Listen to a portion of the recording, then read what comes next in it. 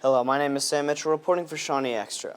Former basketball player Herren came to Shawnee High School earlier this December to speak about his troubled past in hopes of changing the lives of students dealing with drug abuse and self-esteem issues. I had the chance to sit down with Mr. Herren to find out what he hopes to accomplish through his lectures. I want to inspire them to be themselves. I want them to know that there's no reason to change themselves. But there is the element that I want them to understand that if you are struggling, there's a way out of it. And it might not resonate today, but there might be a student 5 years from now who's graduated from this high school who's really struggling and remember that speech and say, that man, he struggled and he was able to come out of it. Chris's lecture was powerful. His message is powerful.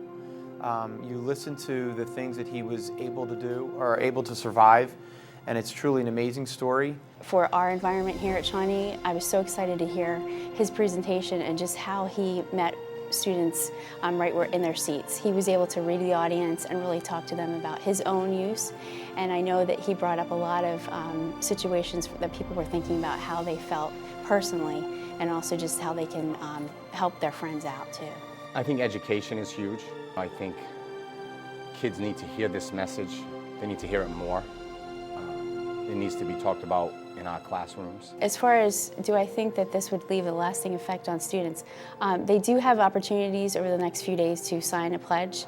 It's with Project Purple, which is Chris Herren's movement, and actually he did speak about that, and so that is a choice that people can make today. I think the biggest part of the message was the fact that, drug addiction doesn't start, you don't find yourself where you end, it's where you start. Every kid sees a drug addict on their last day. Kids today don't see the connection between drinking beer and smoking pot and ending up as a heroin junkie. They don't see drug addicts on day one. We all start off in the woods, and we all start off in the basements, and we all start off in the house where the parents are working late or there's a single parent so they can't follow us. We all start off by taking advantage of that stuff.